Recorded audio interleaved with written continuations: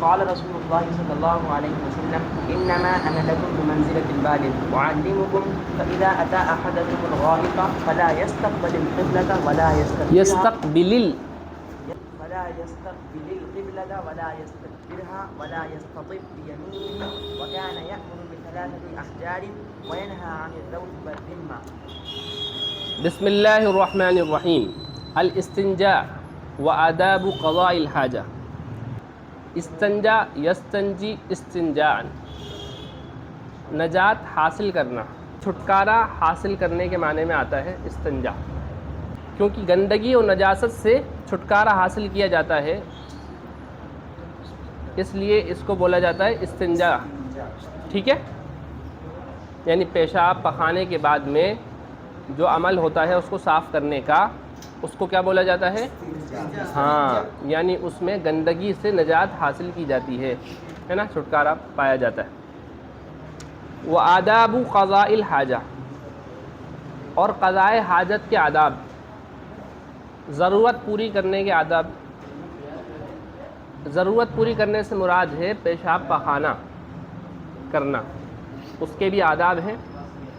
اس کو ادبی لینگویج میں بول دیتے ہیں قضاء حاجہ، ہے نا، قضاء حاجت بھی بولتے ہیں، قضاء حاجہ بھی بولتے ہیں. سب سے پہلے مصنف نے ذکر کی ہے حدیث. قال رسول اللہ صلی اللہ علیہ وسلم انما انا لکم بمنزلۃ الوالد اعلمکم،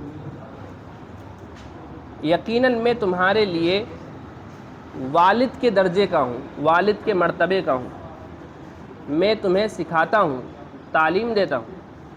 یعنی ایک باپ اپنے بیٹے کو چیزیں سکھاتا رہتا ہے، یہ کرو، یہ مت کرو، ادھر مت جاؤ، ایسا نہیں کرنا چاہیے بیٹا، یہ آپ نے غلط کیا، آپ کو ایسے اس کو صحیح سے کرنا چاہیے. تو حضور صلی اللہ علیہ وسلم نے اس کے خود کے تعلق سے کیا فرمایا کہ میں تمہارے لیے باپ کے درجے کا ہوں، تمہیں میں تعلیم دیتا ہوں، سکھاتا ہوں. فَإِذَا أَتَى أَحَدُكُمُ الْغَائِطَ، تم میں سے جب کوئی آئے پاخانہ کرنے کے لیے، غائط سے مراد پاخانہ. اچھا، اسی کے اندر وہ بھی شامل ہے البول، ہے نا، پیشاب کرنا. فَلَا يَسْتَقْبِلِ الْقِبْلَةَ، تو پھر اس کو چاہیے کہ اپنا رخ نہ کرے قبلے کی طرف، کعبے کی طرف، ہے نا. استقبل یستقبل، رخ کرنا یعنی اپنا چہرہ کرنا کسی چیز کے سامنے. ولا یستدبرها، اور نہ ہی اپنی پیٹھ کرے قبلے کی طرف، ہے نا. ولا یستطب بیمینہ، استطاب یستطیب کا مطلب ہوتا ہے پاکی حاصل کرنا، یعنی استنجا کے ہی معنی میں ہے. اور اس کو اپنے دائیں ہاتھ سے استنجا نہیں کرنا چاہیے. وکان یأمر بثلاثۃ احجار، حضور پاک علیہ الصلاۃ والسلام حکم فرمایا کرتے تھے 3 پتھروں کا، یعنی استنجا میں 3 پتھروں کے استعمال کرنے کا. وینہا عن الروث والرمۃ، اور آپ منع فرمایا کرتے تھے لید سے اور ہڈی سے. رمہ بولتے ہیں پرانی ہڈی کو، ہے نا. رمیم قرآن میں کئی جگہ آیا ہے نا لفظ رمیم، ہڈی کے معنی میں، بہت سیدھا ہڈی کو بولتے ہیں. یعنی حضور پاک صلی اللہ علیہ وسلم نے اس بات سے منع فرمایا ہے کہ استنجا کیا جائے لید سے. لید جانتے؟ ارے لید بولتے ہیں گدھا، کھچر یا گھوڑے کے پخانے کو لید بولا جاتا ہے نا. یعنی ہر طرح کی گندگی شامل ہو گئی، ہے نا. کہیں آپ سوچ رہے ہیں کہیں پر سوکھا ہوا گوبر پڑا ہوا ہے، آپ نے سوچا میں نے استنجا کر لیا. اب آپ بس سے اترے تھے، کہیں سفر پہ جا رہے تھے، جلدی جلدی پیشاب کر کے آپ نے گوبر سے ہی کیا کر لیا؟ استنجا. تو اس سے تو آپ ناپاک ہو جائیں گے، اور ہے نا گندے کپڑے ہو جائیں گے. تو آپ نے اس سے منع فرمایا. اور ہڈی سے کیوں منع فرمایا؟ ارے ہڈی چکنی تو ہوتی ہی ہے، اگر خشک بھی ہو جائے، بوسیدہ ہو گئی، خشک ہو گئی وہ، لیکن ہڈی خطرے کی چیز رہتی ہے. تو یعنی اس سے نقصان کے پہنچنے کا اندیشہ ہے ہڈی سے، اس لیے آپ صلی اللہ علیہ وسلم نے اس سے منع فرمایا. ہڈیاں یہ اجنہ کی، جنات کی غذا ہوتی ہے، اس وجہ سے بھی آپ نے منع فرمایا.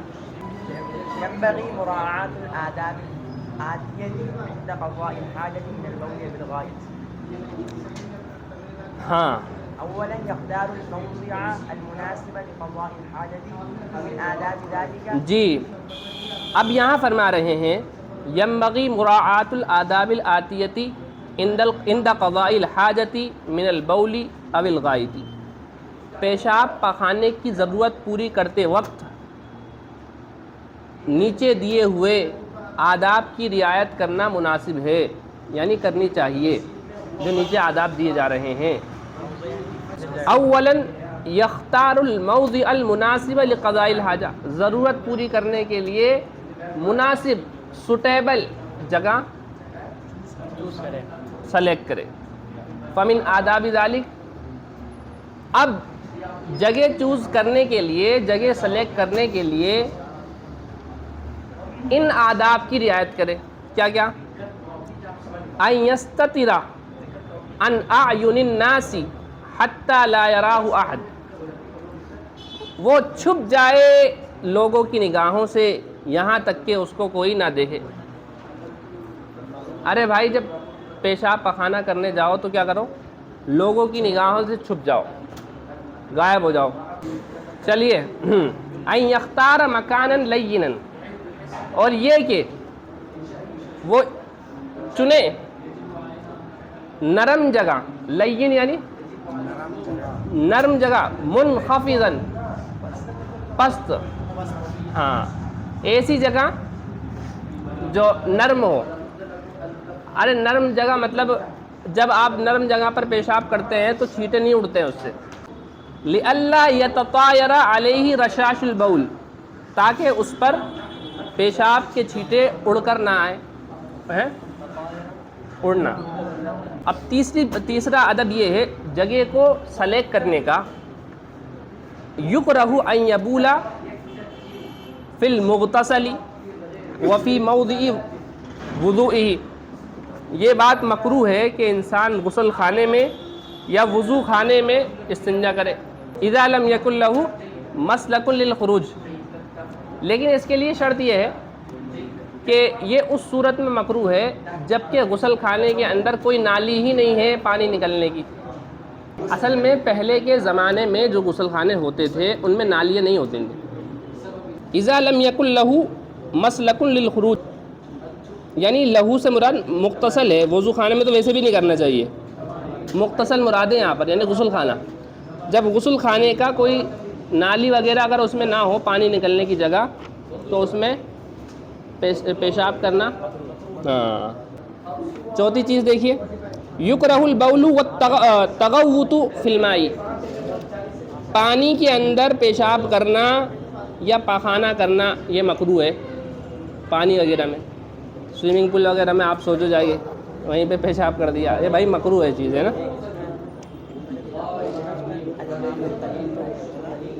ارے نہیں کوئی سی بھی ہو، ماؤل قلیل ہو یا کثیر ہو، کسی میں بھی یہ نہیں کرنی چاہیے حرکت. سمجھ میں آئی بات؟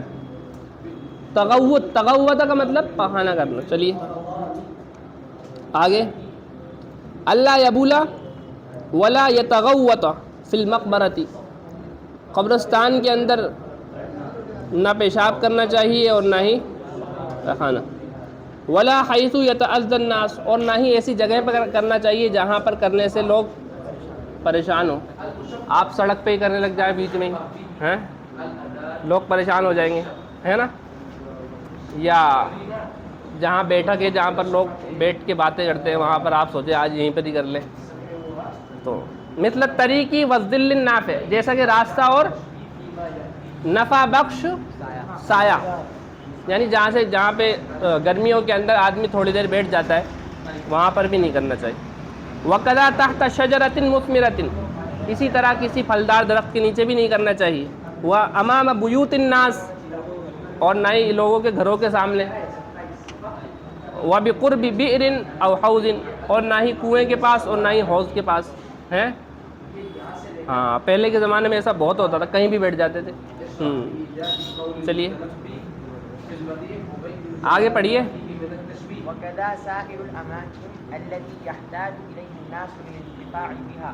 ہاں وكذا سائر الاماکن التي يحتاج إليها الناس للانتفاع بها، اسی طرح وہ تمام مکان جن مکان کا مطلب جگہ، اسی طرح وہ تمام جگہیں جن جگہوں سے لوگ فائدہ اٹھاتے ہیں ان تمام جگہوں پر یہ نہیں کرنا چاہیے پیشاب پخانا.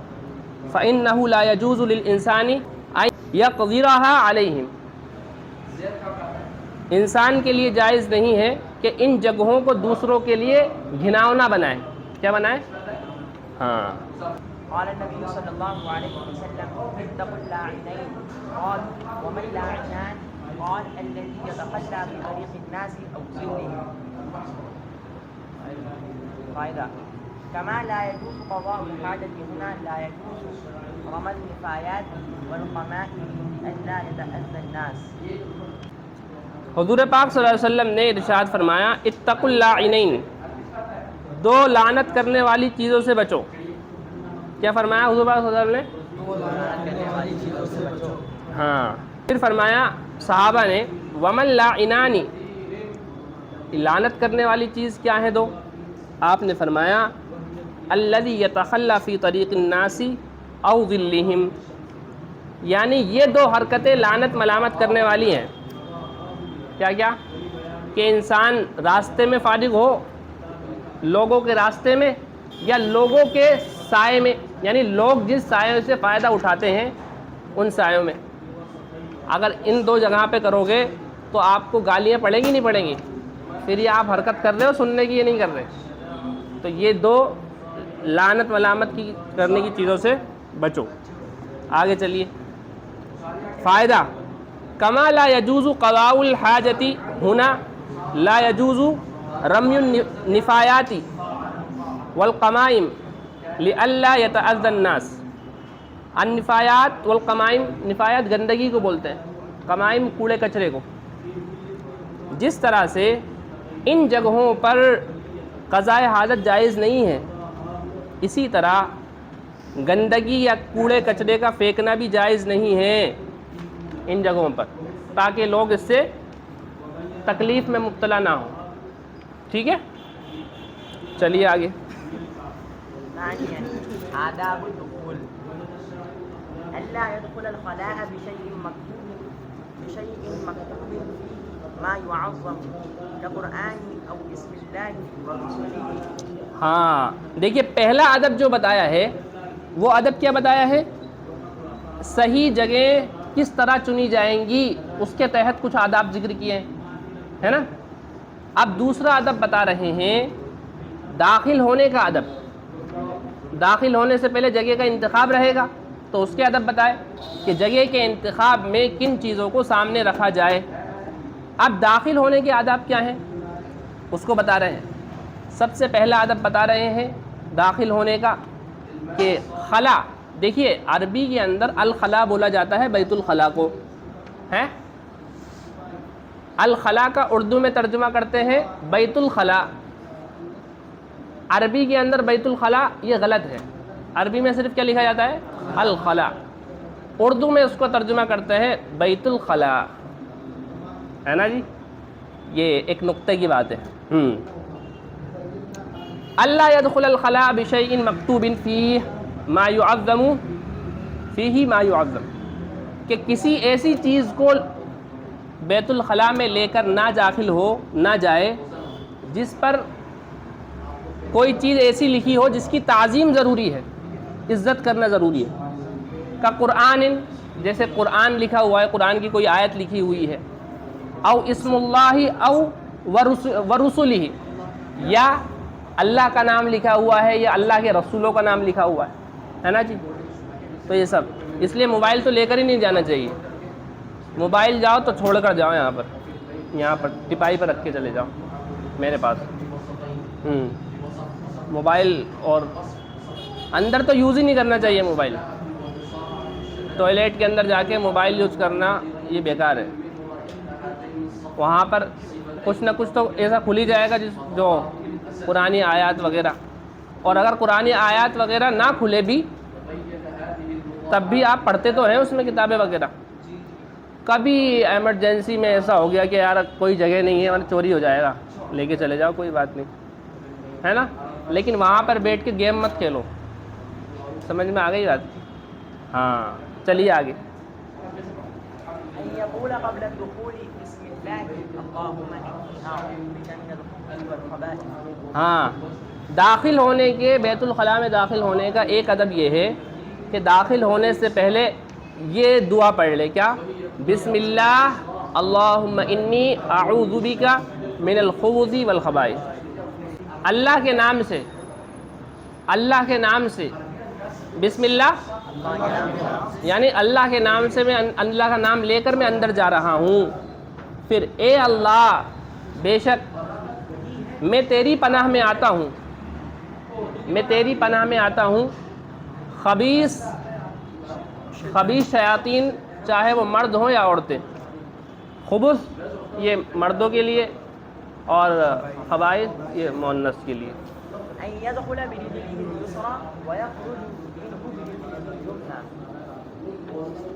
ہاں، ایک ادب یہ ہے ان يدخل برجله اليسرى ويخرج منه برجله اليمنى، کہ بیت الخلاء میں اپنے بائیں پیر سے داخل ہو اور دائیں پیر سے نکلے، باہر آئے. چلیے. ثالثا آداب لما بعد الدخول. آداب لما بعد الدخول، یہ دو آداب تو ہو گئے.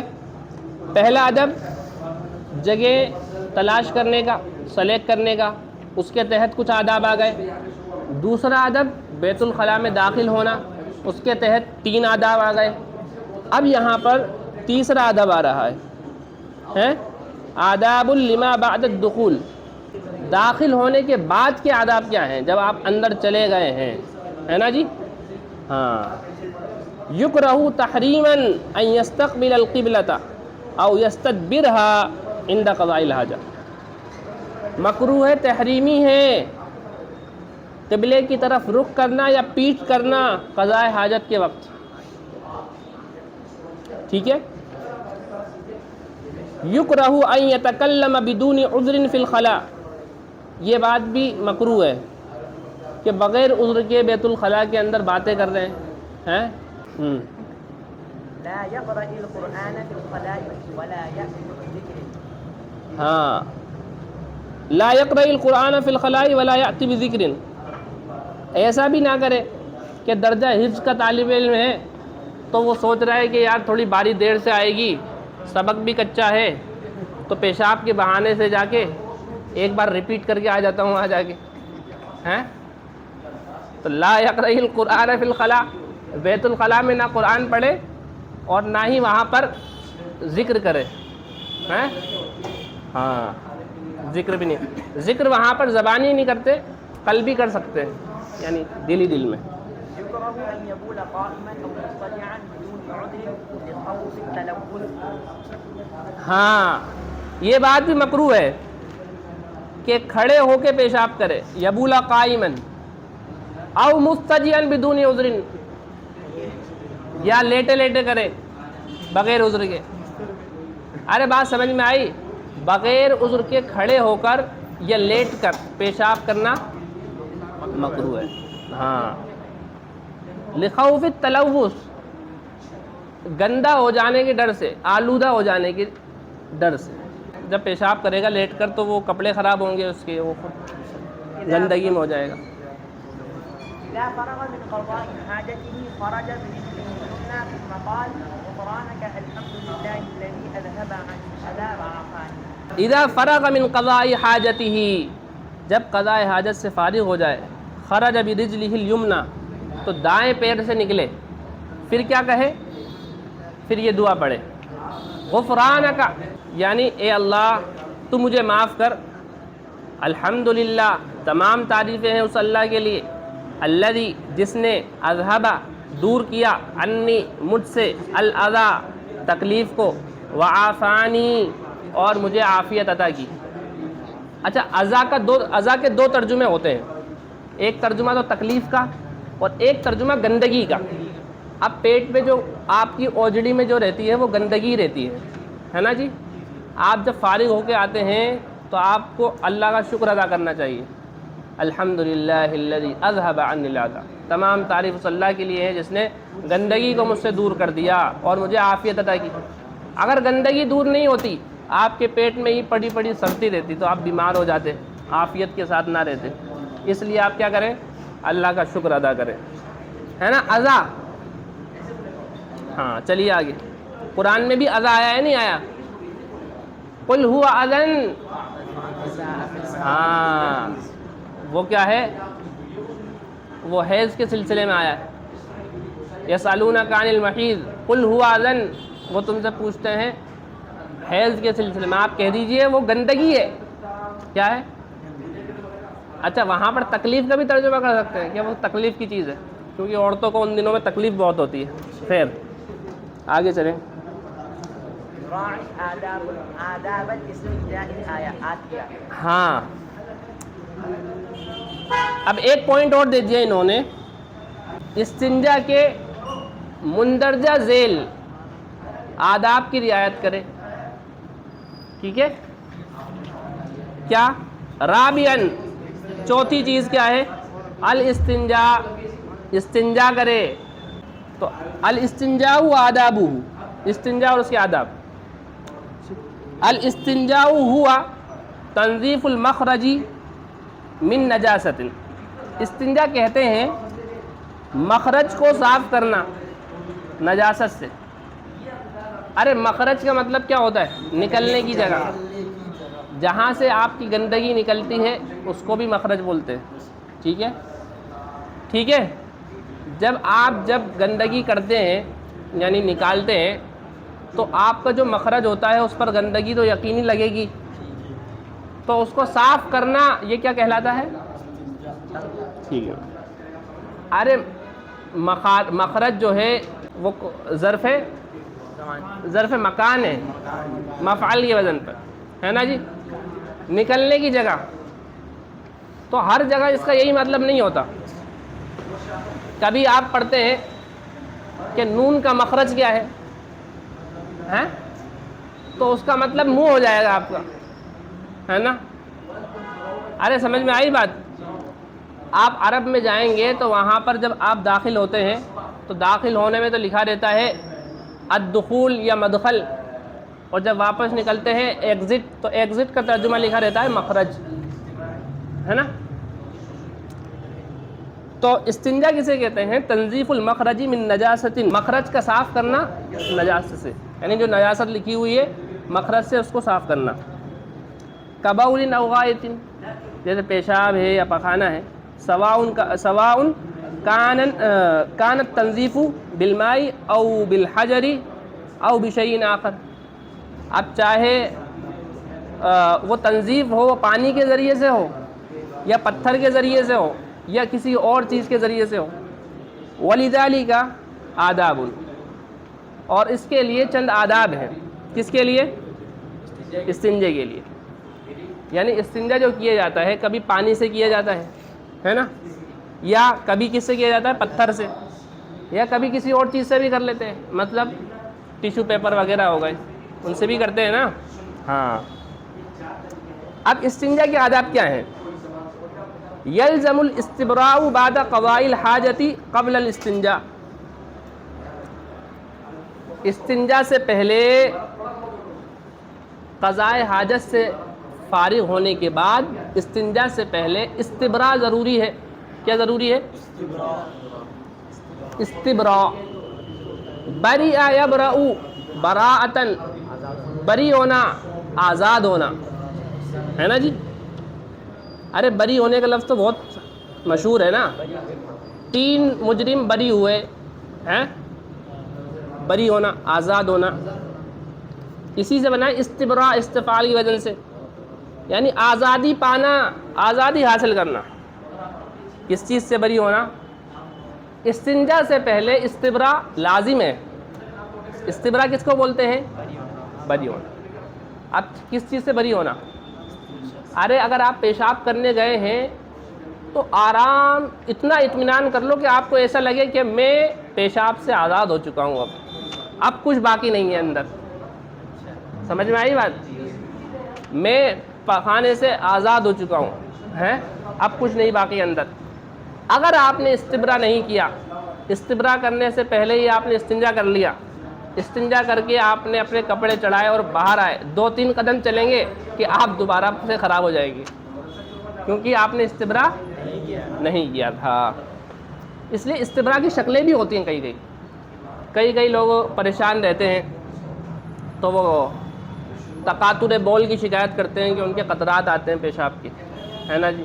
پیشاب کر کے کھڑے ہو کے چلتے ہیں تو ایسا لگتا ہے نکل گئے. تو وہ عام طور سے استبرا نہیں کرتے ہیں. کئی لوگوں کو بیماری بھی ہوتی ہے. خیر, تو اس کی شکلیں لوگوں کی الگ الگ ہوتی ہیں. لوگوں کو اطمینان کی شکلیں الگ الگ ہوتی ہیں. کئی لوگ کھانستے ہیں زور سے ٹوائلٹ میں, پیشاب سے فارغ ہونے کے بعد وہ کھانستے ہیں. وہ کبھی اس کا جو کھانسنے سے جو جھٹکا لگتا ہے نا پورے بدن پر, اس سے جو اندر اٹکے ہوئے قطرات ہوتے ہیں وہ نکل آتے ہیں باہر, یا جو گندگی ہوتی ہے وہ نکل آتی ہے. سمجھ میں آئی بات؟ کئی لوگ کیا کرتے ہیں, اٹھک بیٹھک, اٹھتے ہیں بیٹھتے ہیں. آپ نے یہ جو کھلے ہوئے ٹوائلٹ رہتے ہیں اس میں تو دکھ ہی جاتے ہیں, ہے نا. اندر والوں میں تو نہیں دکھیں گے, ہے نا. سمجھ رہے بات؟ تو یہ استبرا کرتے ہیں وہ لوگ. کیا کرتے ہیں؟ یعنی جو اندر کا ہے وہ نکل جائے باہر. اور بھی طریقے ہوتے ہیں اس کے. کئی لوگ کیا کرتے ہیں,